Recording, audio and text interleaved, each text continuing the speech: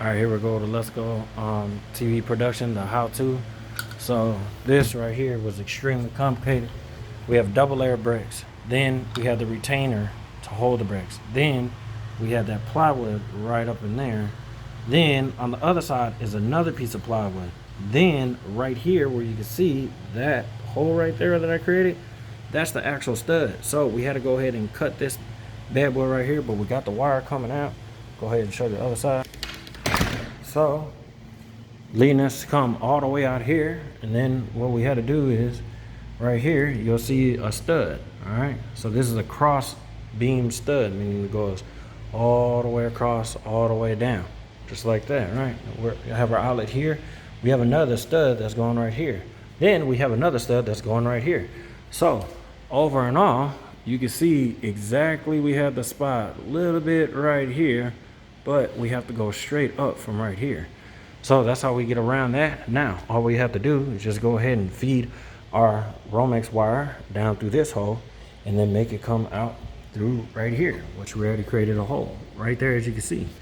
So, take our fishing line, pull that thing on up there, tie that bad boy or Ziploc tie it, however anybody does it, and then pull this wire from the wall all the way through. Then we come back, we put putty over it, and then we could go ahead and put a blank cover over it, just so that way, for aesthetic reasons. Or we could just put the putty on there and let it dry white. So we'll be back. All right, so making this video is extremely hard to do. So what I had to do was stick my foot up in here and then lift with my foot just to try to make this video right here. But I got it right here, and so bam. Now we come out. Now let's touch the wire. Boom. So now we got this. Now we just pull it. See?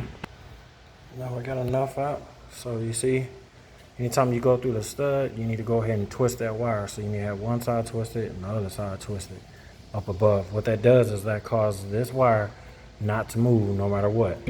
So you leave it a little bit loose, so that way your partner on the other side, or yourself if you're doing it by yourself, so that way this wire right here will not move. It will not go up and come out, or it won't go down and come out. You want to leave it just like that. So apparently this one right here from Walmart does not fit. And so it's a little bit too big. Now what we're going to do is put it down there, put the top one, the teeth up there, push against the wall, and that's how it's going to come out. All right, y'all, so y'all see what's going on. So now what we're going to have to do is take the Sawzall and cut this whole piece right here off, and also this piece right here off. And that will help it to be flushed up in there. So you see what just happened to him. Oh man, my little saw blade is out of there. But I was able to cut it. It looks a little bit ugly, but let's just flush it up in here and see what we got. So we got that bad boy in there. It's sandwiched, but we're just gonna take another little small drill bit, re-drill that hole, so that way we could go ahead and put on our outlet. All right, we got this side, and now we'll put in the putty and the spackle. So even though I already got the putty first, I put the putty in there, then the spackle. The spackle's right there where you see the pink. So it's a whole entire line of spackle. Then I turn around. I should have let that dry a little bit longer, because when it's dry it turns white. For me then to go ahead and put the remaining putty and then one more time spackle. So it's layer after layer after layer, and it's going to make this wall solid.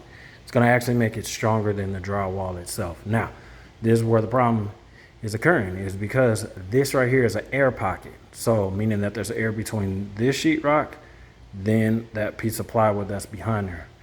So once air gets trapped inside of it, it's gonna push this all the way out. That's the reason why you have to do it layer by layer. So time consuming, but when you do it, you need to go ahead and do it right. Now, what we can do is, since this is gonna dry up white, as you can see this wall is cream, we're gonna go ahead and put a plate cover on it. We're gonna probably switch that to cream. We'll ask the owners if they want white or cream, and we'll just simply go ahead and put that right over there. Then of course, if they have paint, they can go ahead and paint around it, but I already measured it. This right here is going to cover that up 100%. So we'll go around here and see what the partner's doing. So my partner went ahead and already did the outlet on here. Now we'll just put the cover. So we got the outlet on there. Now we just need to go ahead and take the spackle, and put it in, outline it so that way nothing gets inside. Go ahead, turn that power on right there. Alright, it's good. The only thing about it being on though, we still gotta do. So this is coming along, but as you can see, boom, light is on. So that means we're good. Let's test the back. Alright, we're good to go. That's how we do it. So now we'll go ahead, tap that back in there, and then we're done with that part. So of course that right there, that's gonna go ahead and dry up. It's gonna dry extremely hard. So we'll just let that dry. Once it turns white, we know we're good to go. So let's get it. Let's go. That's how it looks. Let's go.